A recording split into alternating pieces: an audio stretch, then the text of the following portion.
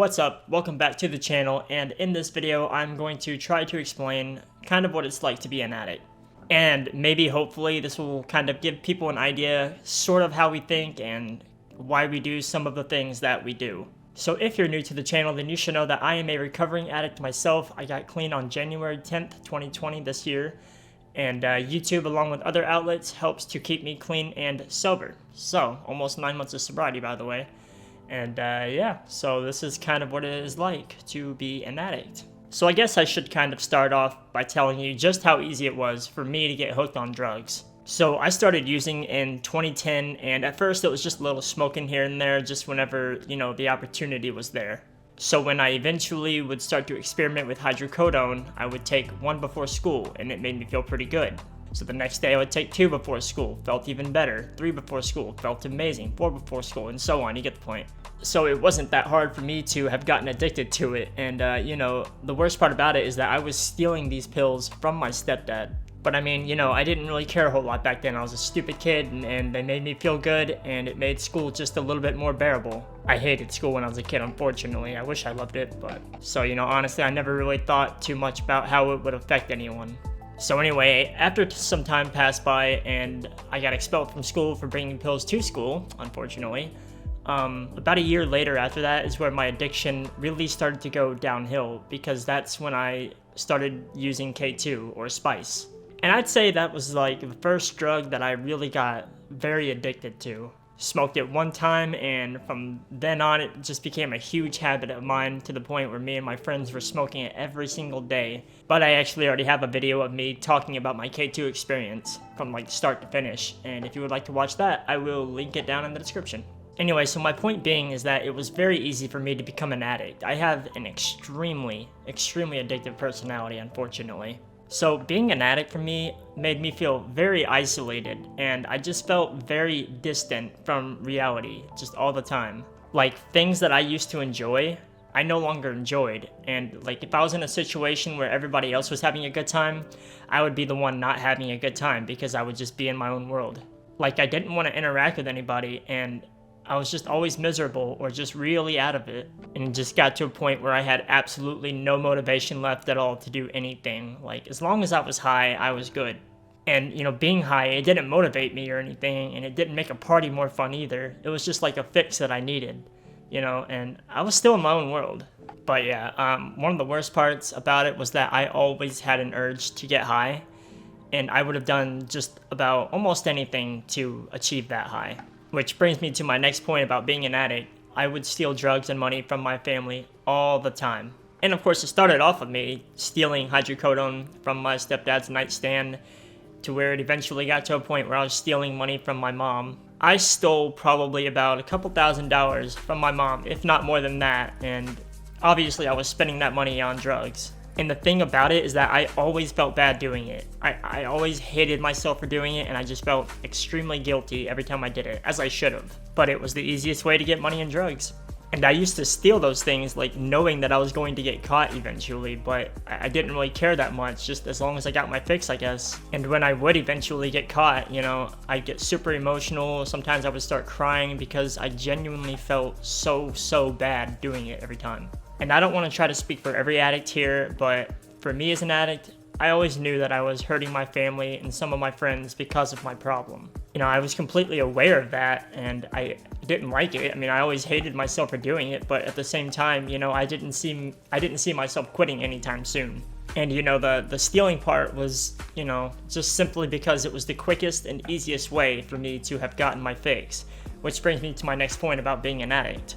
I always looked for the quickest and easiest way to do things, even if it wasn't the best possible outcome. If it was cheap, quick, easy to do, that's the way I was doing it, period.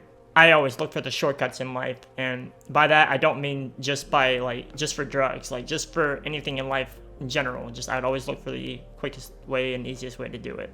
Okay, so one of the hardest things about getting clean is distancing yourself from those friends that are also addicts and or just get high really often. So kind of going back to my whole isolation point, I usually didn't feel that way if I was with a very small group of close friends, like 2 or 3 of my really close friends who were also addicts. I just felt like I was able to be myself around them because we just kind of all kind of just had that like unspoken understanding of what being an addict is.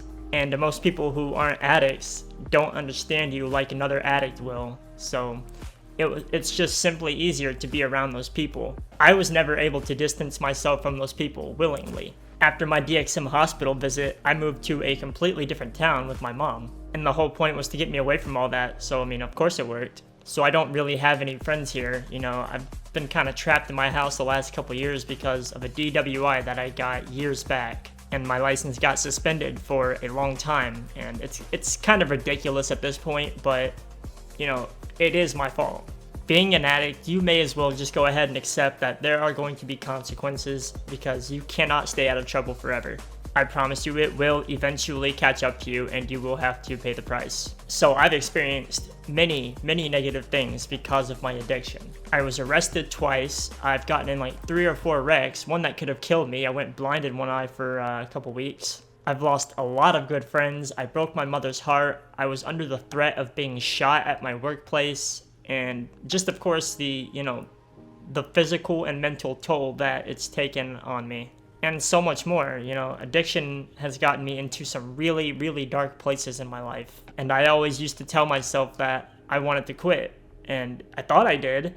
But the thing is that I didn't want to quit. I just kind of wish I wanted to.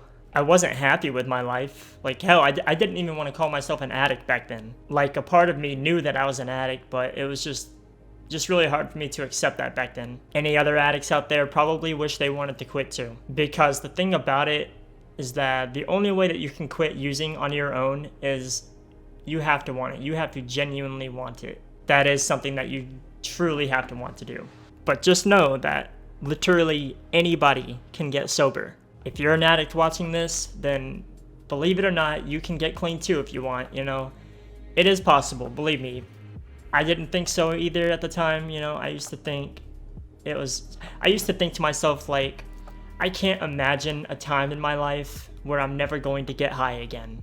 But, you know, here I am now, almost 9 months sober, and it wasn't easy. No, it was not easy. It was one of the hardest things that I've ever had to do in my life. I mean, I won't sugarcoat it, you know, it's going to be a challenge. And, you know, that's exactly what an addict should do is, you know, challenge yourself to get sober, challenge yourself to stay sober, and so on. Because every time that you hit a new sobriety milestone, it feels so good. Like, it's kind of like a high in itself. Like, I'm actually really excited for a year of sobriety because I was able to do something that I thought I was never going to be able to do, you know? Like, I used to think, I'll probably quit the hard drugs someday and just stick with weed and all the other small stuff. But sadly, it does not work like that if you are an addict. You're not just going to quit the hard drugs.